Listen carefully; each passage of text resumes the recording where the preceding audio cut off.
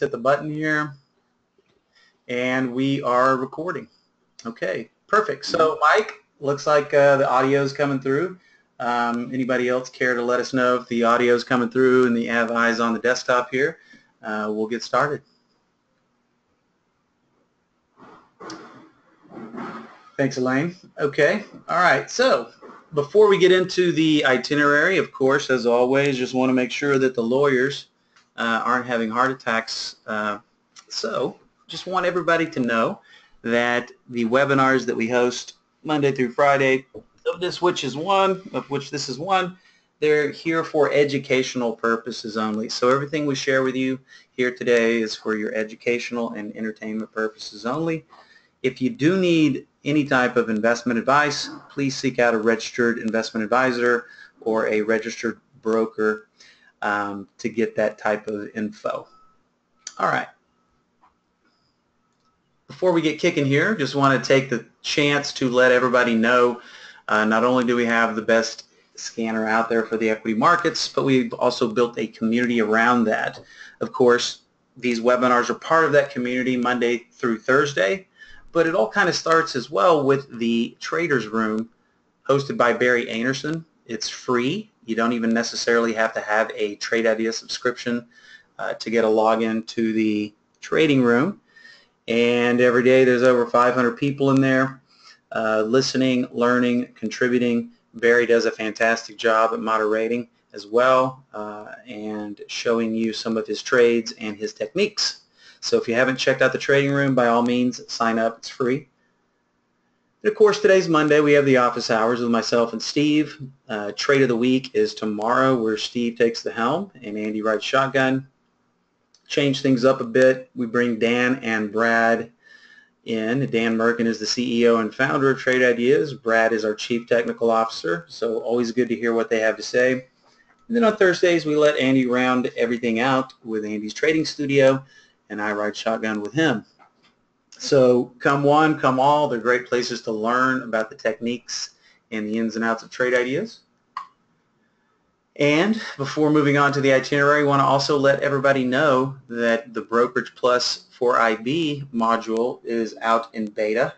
So to access that, you'd have to download the beta version, which is just a couple of scrolls down from our main client download on the Trade Ideas website. So for all of you interactive brokers, users out there, might want to pull up the Brokerage Plus, take a look-see, see everything that it has to offer. Of course, not today exactly, but we do tend to showcase that technology throughout the week as well. All right, so here we are at the itinerary. Got some juicy stuff to show you guys today. Pretty interesting take on the market action. So, Steve, do we need to do a market recap today, or you tell me? I think so. I think why not? You know, it was quite an interesting day. Yeah. So let me. I just passed the baton. So there. All right, hang on. All right, screen one.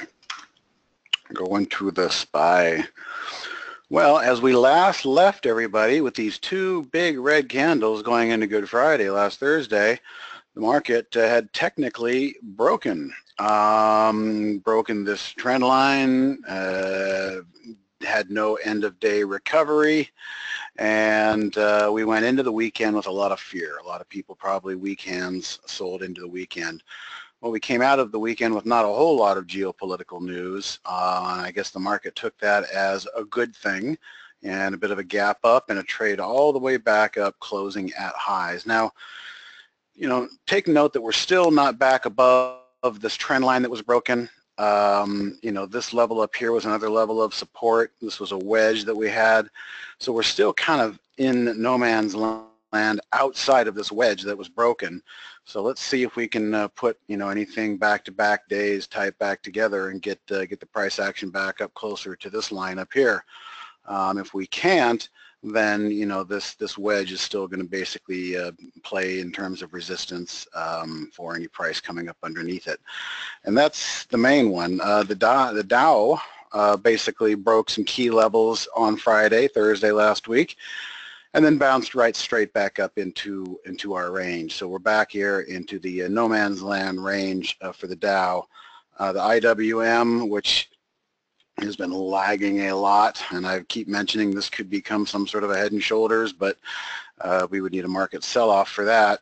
That price actually did work itself back up into the trading range. So still back in no man's land on IWM. And then lastly, the Qs had a really nice bounce today as well. They never really pulled back as far as the S&P. So NASDAQ is still our leadership index, in this case an ETF, but popped a nice green candle. And you know, this line right here is very close. This was the breakout line from back in March. If the NASDAQ and Qs can get back above this particular line here and hold a couple days of closes, well then the NASDAQ may be back in a position of leadership again. But I think a lot of people were really surprised to see the about face that really happened going into the weekend with such ugliness, and then just a quick reversal like that.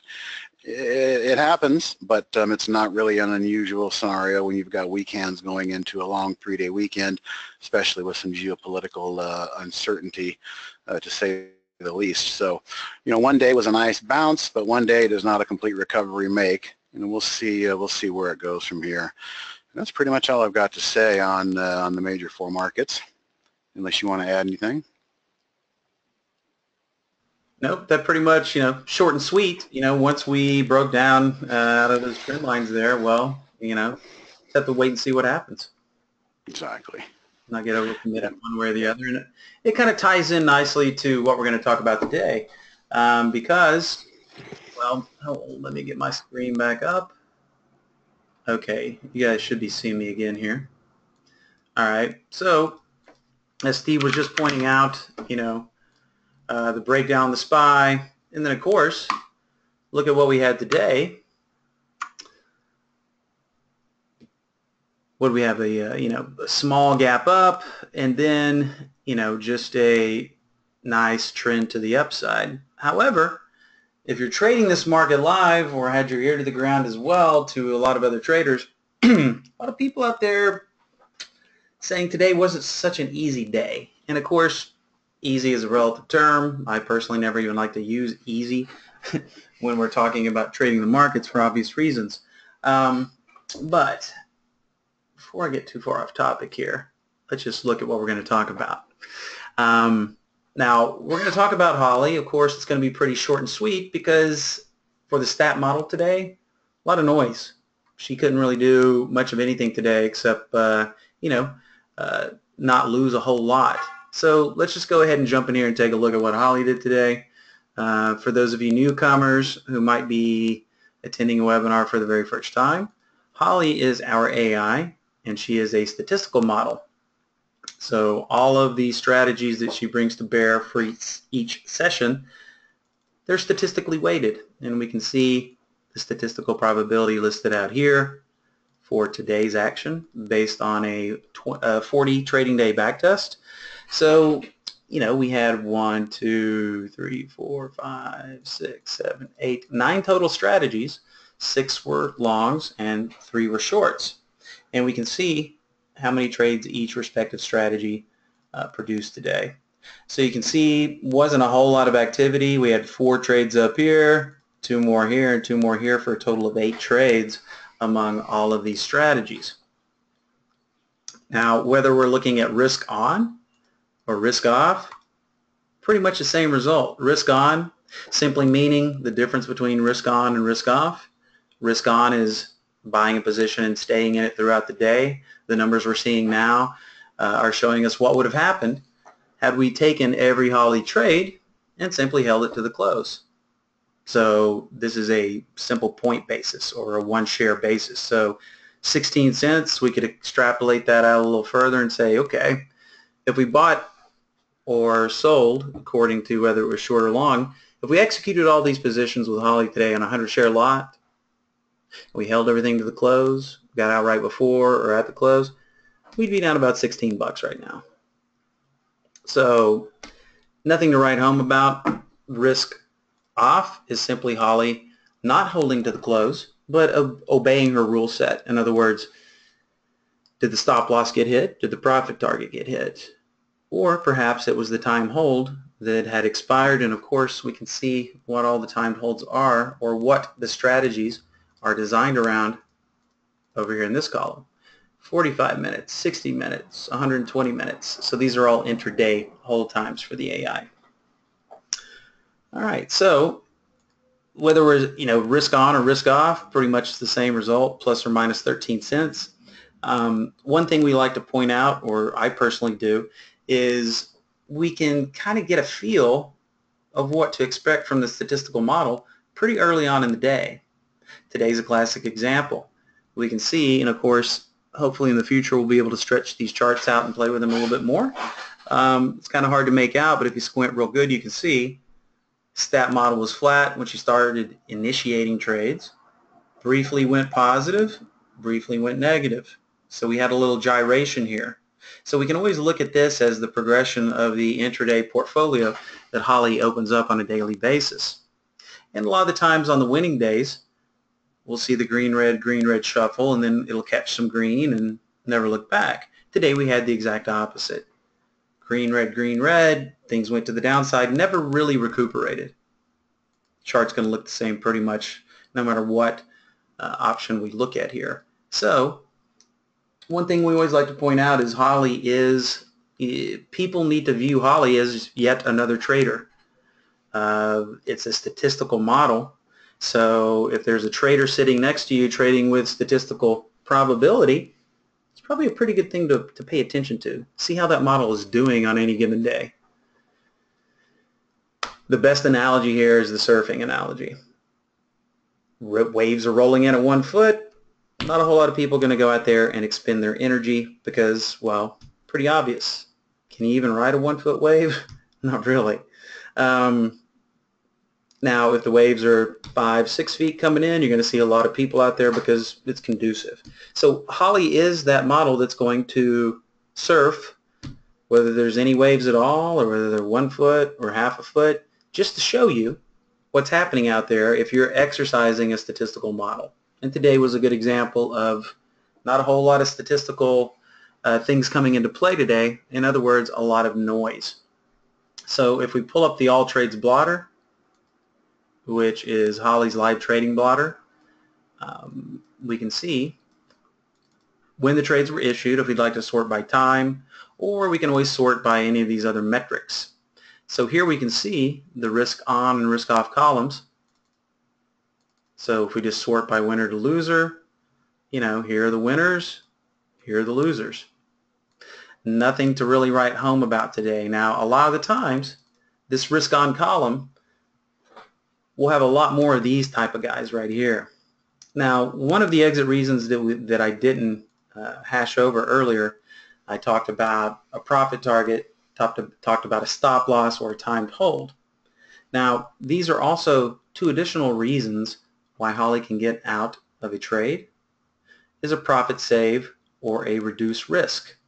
In other words, she's in a trade, it hasn't went our way yet, things get a little bit volatile, she can cut the loser early and she can cut the profit early. So it was basically designed to keep the stat model from letting a winning trade devolve into a losing trade, which we all know if you let that happen, you won't be in the trading game for very long. So here we can see this trade. And notice when I double click on the pane here, then the chart is automatically going to populate with all of the trade data in the form of entry price in the blue box and stop loss down here represented as the red box. So we see the candle here and the blue arrow, which is also automatically drawn there to show you the entry bar. So we have the entry price of 34.08. We have our stop loss down here. We can see that once we bought the stock, we had a little pullback, went negative on us, but not enough to get us out of the trade. And a lot of the times with these statistical models, even manually produced trades, we'll notice a lot of the times they'll hover around that entry point before they go. So this one we had 1, 2 occurrences through it, and finally a third occurrence before it caught some traction. The buyers came back in and took the stock higher. So that's why we're seeing here Holly didn't want to hold this trade for the entire duration, so she got out for the reduced risk option and lost 6 cents on it. Whereas if we would have held it till the end of the close, 30 cents, or held it till the close, we would have made 30 cents. So that's a pretty big discrepancy, a losing 6 cents versus a 30-cent winner. So the thing to point out here is that the real strong suit for Holly, what's her real superpower? It's delivering to us statistical weighted entries. And then we choose to adhere to the stop loss or get out of the trade with Holly. Now in this case, that's what stop losses are for. That is what we're willing to lose if we're wrong, and we can see that area was never even encroached on in the slightest. You know, the biggest pullback we have is right here. If anything, once the stock started coming back up to that line, probably a good thing to do is if you're in a couple hundred from here or 100 just to get some skin in the game, once you see that the stock's not really going down and it's hovering around this entry signal, never coming close to the stop loss, that might be a good indicator to tack on another 200 or 300 shares as we have second and third occurrences through the entry price. Other than that, once again, not a whole lot to talk about. You know, on this short here, ITGR, the stop loss is doing its job. You know, it got us out. Had it not got us out and lost 30 cents, trying to hold that thing to the close, you would have ended up tripling your losses here.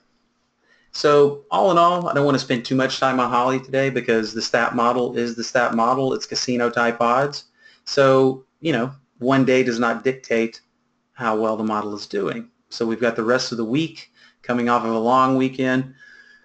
Tuesday, Wednesday, Thursday of this week, we'll probably see some interesting things pan out. But as far as the stat model today, pretty much just a non-event, slightly under flat.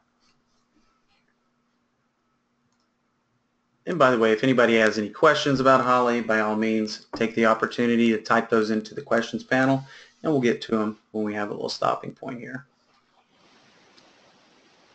All right, so a noisy day for the stat model. All right, however, the hat that is trade ideas goes quite deep.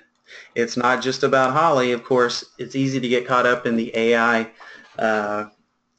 topic because we haven't really shown any longer term stats in this session, but since we brought the stat model online about 15 months ago, it's done extremely well against the S&P.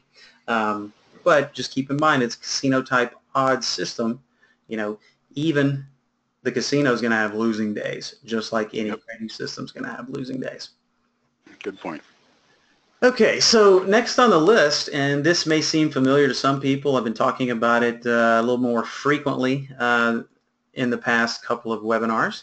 We're going to talk about the large cap CC window, which really gave us a nice leading indicator as to the action for the remainder of the market today, looking at this window 20 minutes into the open.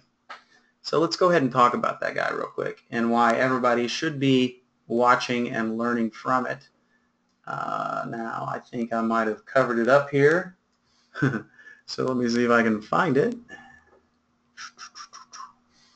All right, well, good thing we have the cloud because all I have to do is load it.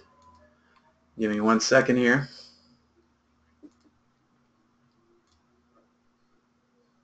Okay, here we go. All right, so this little guy is what we call a compare count window. This one is already programmed.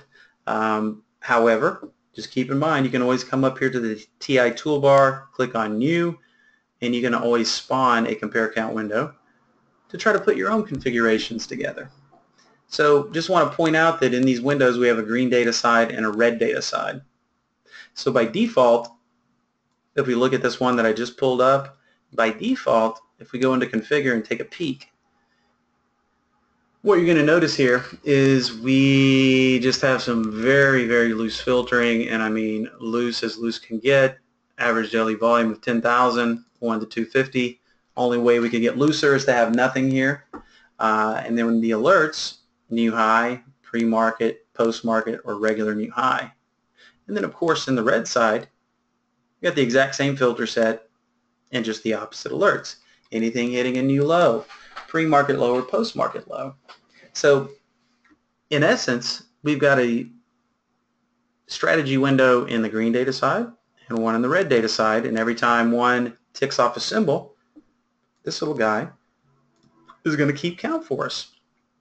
Now, of course, these started over because I just respawned them, but let me get my slide pulled back over here.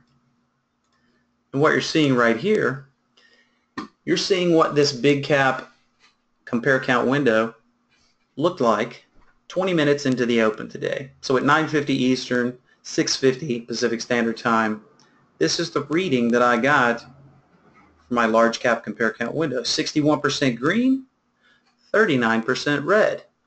So what does that mean? Well, simply means this: in the first 20 minutes, there was a lot more institutional buying than there was institutional selling.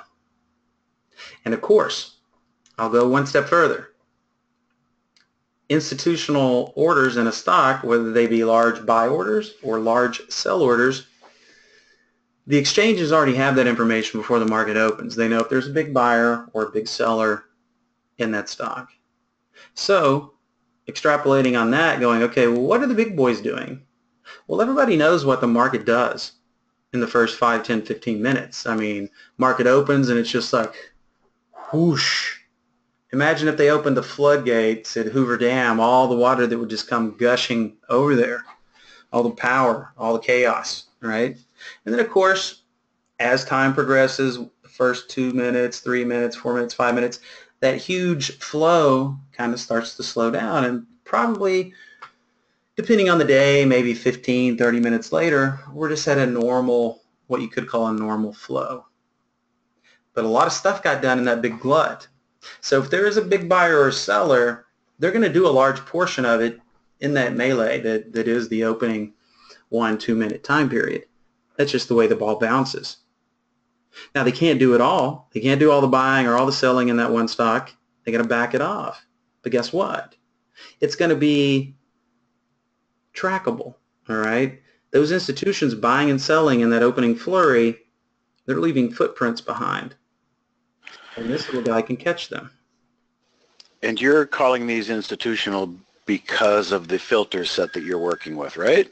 Good question. Good question. It's an excellent time to talk about why I'm using the term institutional, all right? So just to point out these alerts, or these strategy windows as we could call them, that are feeding this compare count window, because once again, you got the green one in this side, got the red one in this side. Now, what are these windows showing me? Well, the alert is simple enough. New high over here it's new low. But we have to take a closer peek at the filter set. So these are all companies with a minimum market cap of $5.4 billion, right?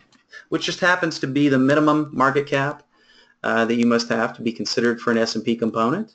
So while I'm using 5.4 billion as the market cap, that doesn't necessarily ensure that each and every one of these guys is part of the S&P.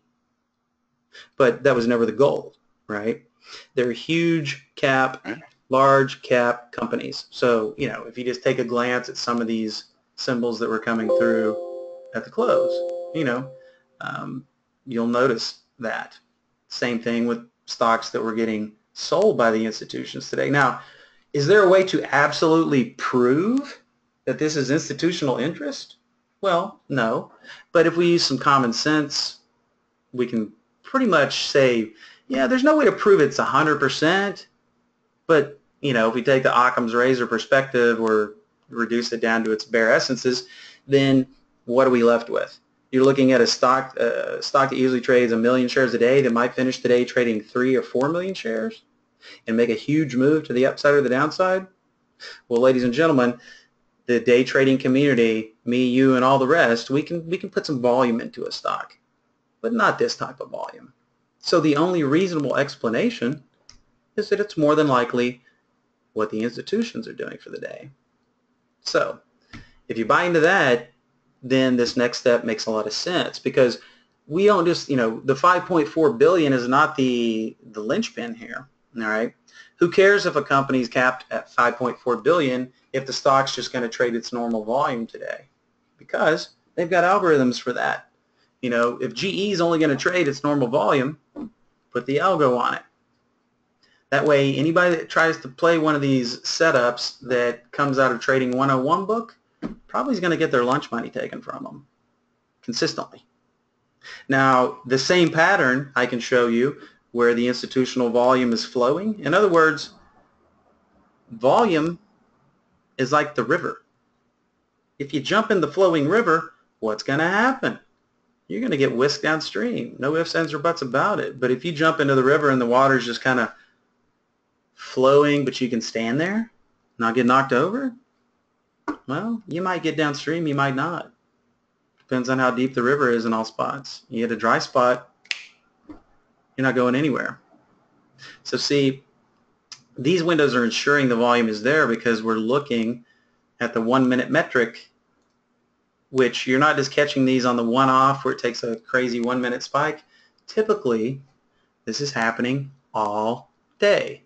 And if this metric is met all day, then you can be assured that by the end of the day, most of, but not all these things are going to finish the day trading many, many, many more shares than what is normal. Okay? So I hope that kind of clarifies the type of data that we're looking at here. We're monitoring these high-quality information streams.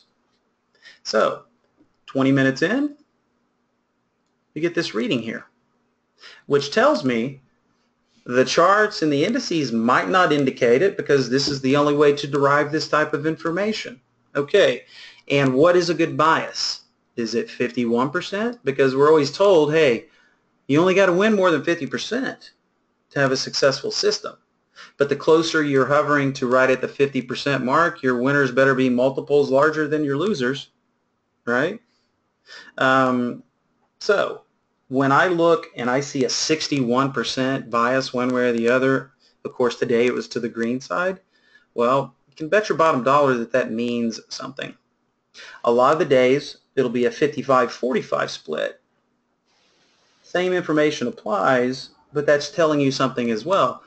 You know, the opportunity is going to be there if it was 55 green, 45 red, but I better be very selective. But when you see something like this, and I've even seen days where it's 70%, but when you get over 60%, that's telling you something. We could very well trend to the upside. You can be aggressive because there's going to be a lot of things doing it, assuming your pattern is met. And that's the other thing that we can talk about. But here, I have an observation real quick. Your Twitter name at QuantBot is showing up right there. And you tweeted this in real time, yes, 20 minutes after the open. correct. So if you're not following QuantBot, then these might be some good reasons to start thinking about it, because rather than rehash this in the aftermarket, you know, this is information that was available in real time as well if you follow the Twitter. Right, that's James. exactly why I like to tweet these things out, because it's like, okay, look, this was called in real time, not just going back and going, oh, look at this, right? So 20 minutes into the open, and now let's look at where we've been. We get the, hey, by the way, user, the institutions are buying things off the charts today. Now, when we look at the chart, where was the SPY? 20 minutes into the open today, and we'll just look at the intraday 5 minute. Let me stretch this out a little bit here. Okay, so 5, 10, 15, 20, right after this bottoming wick, 5, 10, 15, 20, the little bird whispers in my ear, hey, not only is there a buying bias in the institutional space, theoretically, of course, but it's 61%.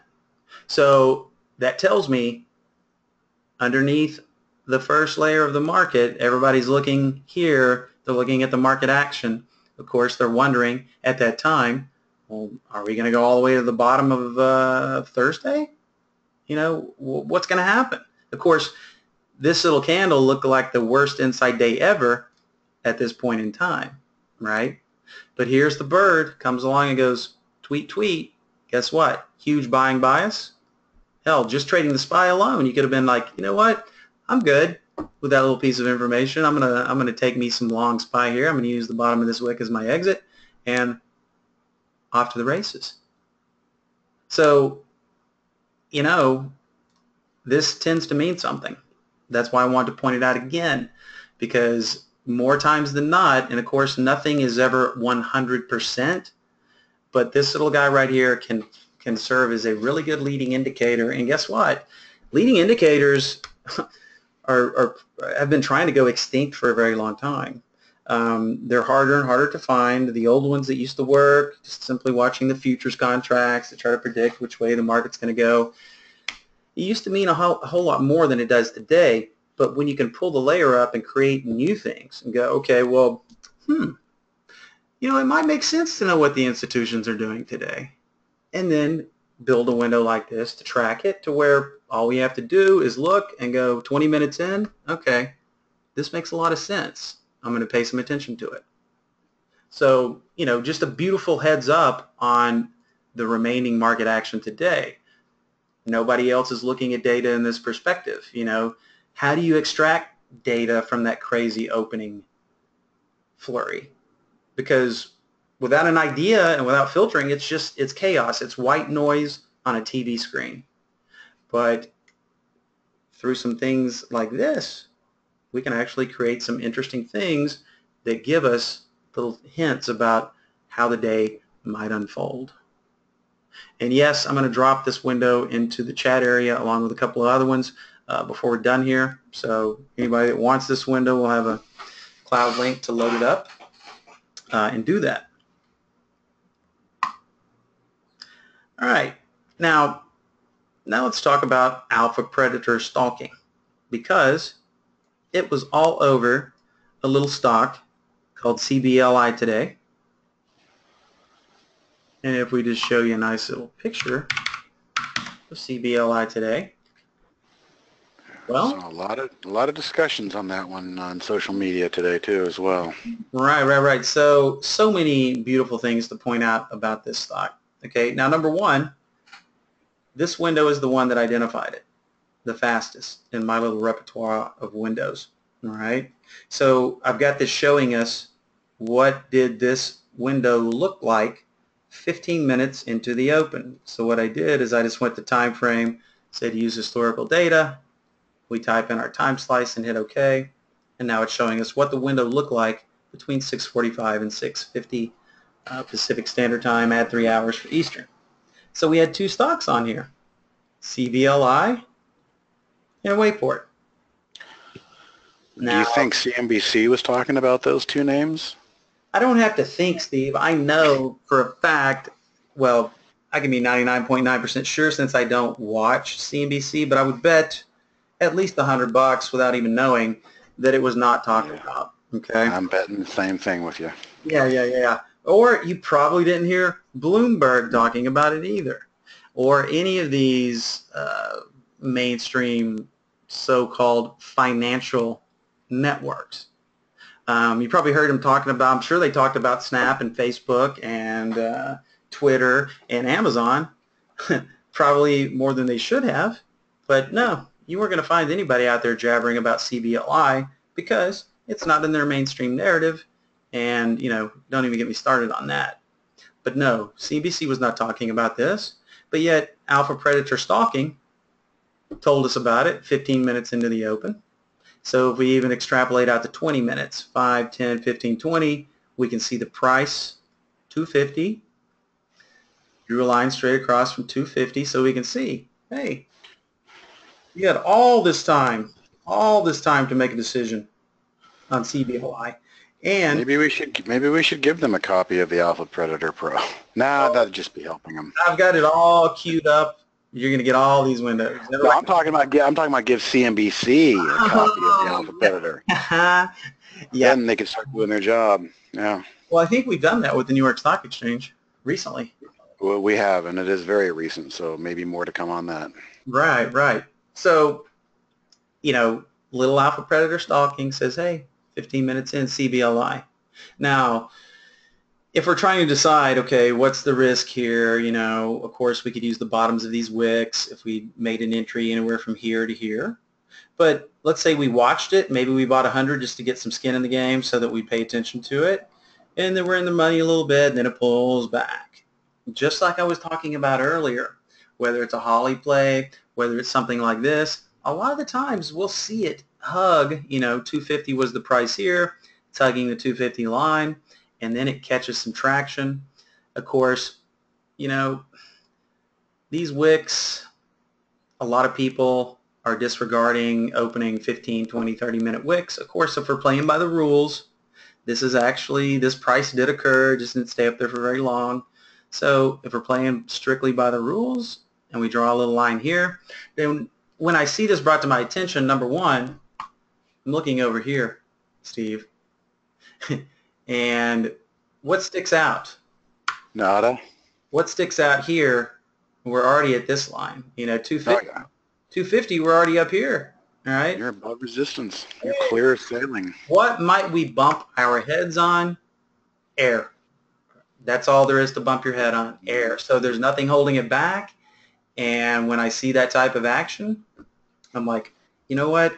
This is just too good to pass up. So you might get in 100, 200, maybe piled in a little extra here once it bottomed out.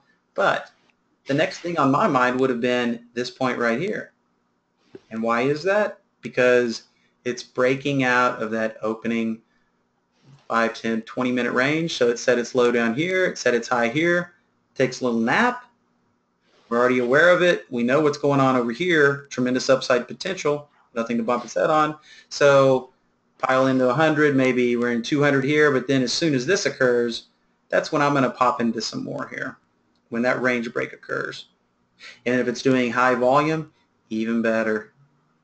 And then, of course, the nice thing about these patterns, they'll repeat. The buyer was identified. Takes another leg here, kind of evens out. Buyers and sellers become one. And then, of course, once this level right here, I guess the buyer came in and just couldn't take it anymore. And then that's when the majority of the move occurred. But we were told about it so early on in advance. We had plenty of time to either take shares back here in the initial area or start to track it and play these range breaks as they occurred, because look, there's another entry opportunity right there and another one here and yet another one here. I mean, from the time this was told about us, we had 2 to 4 entries we could have taken all on this before the majority of the move had even occurred. Because, when you're playing range breaks like this, to where we identify the high, and as soon as that stock breaks out, I mean, you don't get any more fluid little consolidation area here. And a good rule of thumb is if I'm going to play this breakout right here, I'm going to look back 15 minutes and take the low point.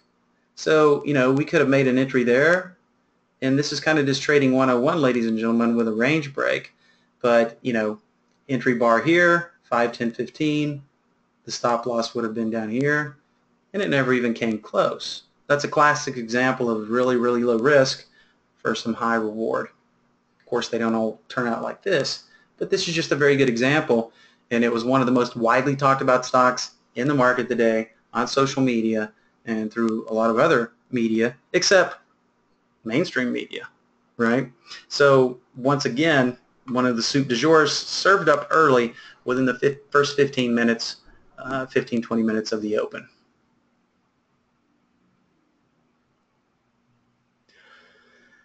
Okay. Now. Yes, of course somebody would like to have a copy of that. I don't know when you're planning on sharing it. Yeah, I'll just drop them all in here when we're approaching the end of the webinar. Okay. Yep. Nice and easy. Okay. So Alpha Predator found the CBLI early. The large cap CC window gave us a little bird tip that we were probably going to have upside bias in the market here. Now, on a day like today, where once again the stat model is having some hard times, and the move looks quite obvious in retrospect, but in the moment it's never that obvious. Okay, after this little run up, took a nice healthy pullback. At this point in time, this hasn't occurred. People are wondering, well, are we just going to gravitate back down to the lows? Are we going to bounce again? So when we're dealing with this in real time, a lot harder to make a decision. But if we already had that information that the compare count window told us, we'd feel a lot more comfortable. If we were in CBLI around this area, we'd be feeling a lot more comfortable. But what if we had missed both of those, right? What else could we fall back on? And so what I've done here is I've put together some windows. Basically, I've just modified these windows, keeping with the theory of high liquidity, stocks on the move, big recognizable names, and all going to finish the day trading massive volume levels with a nice upside or downside bias. So what I've done here, we all like smooth entries, right? What do I mean by smooth? Well, a good example of smooth today, this stock, Tyson, the chicken guys, or whatever, all the other kinds of meats that they peddle, right? This is what I like to call a smooth consolidation area before it breaks out, right? So when I'm talking about smooth in this capacity, it's just nice consolidation areas, because we all know stocks don't just go straight up or down. When it's like this, buyers are in parity. Buyers and sellers are in parity. So to generate additional ideas, and let me make sure I'm on the right window here. That is not it. Give me 1 second here. There we go. Okay. Notice the title here, 10-minute and 15-minute NR7s. Now what I did here is I just took my version of Turbo Breaks Up, the big cap version, left the filter set intact, so it's the exact same filter set, but instead of using new high or new low, I've just selected the 10 and the 15-minute NR7. Now before we get into it, NR7 is showing us these little micro consolidations. What we were just seeing right here on Tyson, this could be considered an NR7 pattern. Micro consolidation, whatever you like to term it. Now, and I usually like to give these an hour, hour and a half before I start watching them, because you have to let things kind of settle out. So what we're going to do is we're just going to cruise back to, say, about an hour and a half into the open. And let me see if it's catching up by itself. Okay. All right, so we're on the right day today. We're just going to kind of peruse these charts, and you'll see what I'm talking about when I'm talking about nice, smooth, identifiable consolidation areas, because this one, not so bad, not the prettiest either. But we don't have to squint our eyes to see that it's consolidating. Stock's a little spotty, prefer a little bit more liquidity, but it's the pattern that we're concerned with. So you can see here, if you took an entry anywhere in this bar, at some point you would have had an opportunity to exit. But let's just keep kind of going through here and talk about some of the things that can be identified. And of course, they're not, when I see something like this, don't really have an interest in playing the knife catching game. But the thing about these alerts is that whether it's the 10-minute or the 15-minute, notice that we're all going to be on those rounded times. If it's the 15-minute, every 15 minutes, either 15 after, 30 after, 45 after, it's going to cycle out some symbols for you to look at. Of course, the 10-minute can go 8, 10, 20, 30, 40, and the 15-minute is going to be in blocks of 15. So this can be a nice list generation. It's an alert window, but it only goes in the blocks according to the time frames of the NR7s in use. So it's just a nice little list to scroll through, and you might notice some nice little tight consolidations where you can take low risk and get pushes to the upside. And of course, once we're in something like this with low risk and it starts heading our way, you're like, well, how do we know to get out? And the easiest way to get some information on that, to temper your expectations, is to look to the left. So if we did take this little YNDX trade, and we start slowly getting into the money, and we're up here and we're thinking to ourselves, well, I'd sure hate to get out of this thing if it goes higher. Well, we can always just look to the left, and we can see that when we're at highs here, kind of bumping into this little area right here, and of course we got the three little stooges right here. Is it going to stop here? It's going to stop here. go to here. But this will give us a general idea. And of course, this isn't the most pristine chart, but it still gives us a general idea. But if we keep scrolling through these windows, when you see things like this, that isn't in our 7, but the chart's just way too roller coastery. It's too stretched out. It doesn't appeal to me. Remember, we're trying to look at the nice, tight ones, right? Big difference between this guy and this guy. Now this guy, if you stood all the way across the room and we compressed our chart enough, yeah, you can see it, but it's still not as pretty as what we see here. And see, that's the beautiful thing. You'll have so many symbols to peruse through, you're like, ah, now this one I might be able to wrap my head around because it's telling me about it right here. We're in this little coiling wedgie type formation here. A very small candle, you know. Taking a pop on this one, using the bottoms of these candles as you're out. It's pretty low risk. And then we get some upside draw. Pattern repeats itself again here. So then we can start playing, you know, stay in it, grab a little bit more. You know, if it penetrates this area, maybe it's got some more juice in it. All right. So this is just a very good way to generate some nice consolidations and then size them up on the daily. And, you know, here we would have been told about this one right before that little range break occurs. And we can say, hey, this thing's about to break out of its range. Might take me a little bit when it gets up here. Even though we were told about it right here, we can either set a price alert via trade ideas by right-clicking, saying, hey, when it gets up to this area, sure don't want to forget about it, so I'm going to set a price alert. A lot of the times on these that look real pristine, if you don't want to miss the entry, you can set a buy stop to get you in on 100 shares just to get your attention and have a little bit of skin in the game and then size up accordingly. So the cool thing about all these windows that I'm showing you and all of these NR7s and these daily highs and lows and the compare count window is that I've tried to reduce everything down to the common denominator. What's going to show me potential each and every day? If you're trying to get way too specific with an event that has 40 filters stacked on top of it, a lot of the times you're going to be painting yourself into a corner and you're just going to spend most of your time waiting. And then, of course, sometimes the thing that you hoped would work works. Sometimes it doesn't. So, you know, when it comes to looking at things, we want to be quality oriented, but we don't want to have too much. You know, there's way too many things out there to confuse us. So if we can get a couple of basic patterns down, a couple of basic tenets, throw in some advanced stuff like watching the compare count in the first 20 minutes to kind of get a feel of the overall market and what might transpire for the rest of the day, we're a lot more in tune, number one. And if you're a lot more in tune with the market, you're certainly going to be a lot more comfortable trading the markets.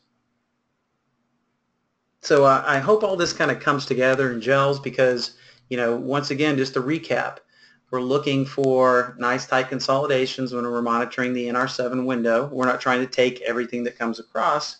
We're just trying to get used to seeing these nice little consolidation patterns. And you might have to look through 10 or 20 before one pops out like, what was the one we saw earlier? Yeah, find one that you like. Show me one that you like. Yeah, yeah, and, you know, Okay. show me what So you like that. I love things like this because... Okay, so what would you do with maybe price alerts if they see something that you like and you don't want to sit there and stare at it the whole time? How could you use price alerts in an NR7 situation to be alerted? Well, this one, when we look at this little wedge that's formed, this little coiling up right here, and it's NR7, bar's getting smaller and smaller. We've already got this bottoming wick. So first thing I do is I look over here and go, okay, well, could this be a bottom? You know, I want to use the daily to try to give me a little bit of assurance, right? So when we look at it right here, and we can draw a line straight across here, it's not the prettiest thing I've ever seen, but it might stop there, right? So where I would use a price alert, not so much on this one. Okay. It would have worked here. Hey, range break. It's range bound currently, right, when we got the alert. So if I wanted to play the range break, I would have had to set a price alert way up here. Now, was there a little bit of meat once I got that signal? Yeah. But, we can play that within another range, though.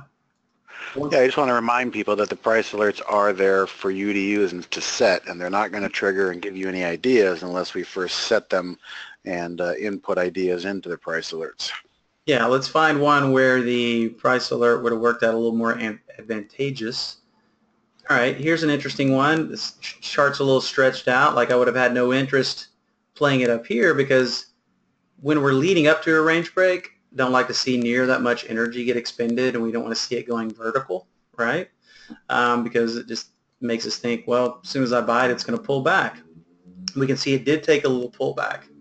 But then once again, it goes below the line. So this is one where, setting a price alert once we took a pullback would have been ideal by setting a price alert here at 74.72, which would have made it penetrate that range, right? And of course, that's auto going to, well, actually, since the market is closed, it did not trigger. But see, when we came back through here and popped back up through there, that would have been a good little alert, whether you played it from here to here or whether you held it to the close.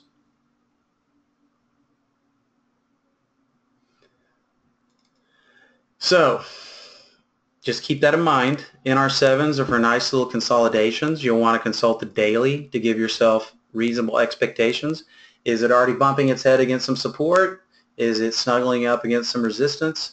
That can give you additional confidence, and this can give you a low-risk entry. All right, so I'll put that back on real time. Make sure that I dump these links into the chat area. And wow, I didn't realize we were five minutes till. Yeah. 5 minutes. So let's go ahead and dump those up, and then we'll finish up the slides. So for those of you looking for copies of these alerts that Jamie is going to now configure and paste, on the GoToWebinar toolbar there's a little chat window. You just want to click the little triangle next to chat to open up the chat window. And he's about ready to start dumping in the cloud links for these alerts that we've been talking about. And hopefully you guys are skilled in receiving alerts. All you got to do is basically right-click on it and save the link, or click on the link itself and then go to the web page and save that code. Once you've copied that code, there's no need to paste it. You just basically go back to Trade Ideas, load from cloud, and if it's in your clipboard, it'll be on there, and you can load a duplicate copy of the alerts that Jamie's showing you here. All right, so all of those links have been dumped into the chat area. You can see all the cloud links, so it's just as simple as copying and pasting the cloud link. So yeah, time flies when you're having fun, guys. So that's about all I have today. Steve, anything to add before, well, I think Scott might be hanging out. I don't know yet. We'll see. Oh, I think my mic's working now. Ah, yep. Success. You're working. All right, Scott, so let me get... Tell them how to save money. Yeah. Well, we can let them know about the podcast. We should have a new episode up this Friday. If you search for Trade Ideas Podcast in your favorite podcast app and subscribe to it, you will get the next update. We took last Friday off for the holiday, and should have some more good episodes for you coming up in the next several weeks. It's going to be some interesting times ahead. So search for Trade Ideas Podcast in your favorite podcast app. Go ahead and get that... Get us added to your subscriptions in there so you get all the new episodes. We do have a code today, although I will put another one into the chat. I didn't put this in tonight because it's not going to make the notes overnight, since the code we have over the weekend is ending tonight. But the code tax relief, I just put it in the chat there, is good for 20% off through midnight tonight. But if you decide you want to take a little longer to make up your mind, you can still use Pro Holly through the end of the week. I think we're going to refresh all these codes going into next week, so even this one's going to be refreshed after the end of this week. So either tax relief or Pro Holly, all caps, for either 20% or 15%. If you use tax relief before the end of the day today, you will get an extra 5%, so it'll be 20% off. And remember, both standard and premium include a full hour of one-on-one training, whichever you choose, but premium is the one to go with if you want to get access to AI, our backtesting module, and also price alerts and other premium features like that. Thanks, everyone. I believe Jamie got this recorded, so we should have the recording up later tonight or tomorrow morning. talk with him about getting that file later. But go ahead and email us if you have any questions, and info@trade-ideas.com is the best one for support. But you can reach out to Jamie or Steve directly using the emails on your screen, and go ahead and follow Jamie at QuantBot on Twitter, Steve Gomez at TodayTrader, Dan Merkin at Trade Ideas 1. We've also got at Trade Ideas and a few others. And follow us on Facebook to get all the new stuff we post there. Thanks, guys. We will have a Trade of the Week webinar tomorrow, so if you're on that list, keep an eye out for that invite. Otherwise, there's another good webinar coming on Wednesday. We've got Sean Deckmar coming back, and Sean, he did a webinar for us several weeks ago that was really popular, and we think his next one on day trading psychology will be a good one too, so go ahead and sign up for that when you get the invite. That's going to be on Wednesday at the same time as our normal webinar. Thank you, Jamie and Steve and Andy, and thank you all for attending. I'll see you in the next one. Thanks, everybody. Right. Have a profitable week.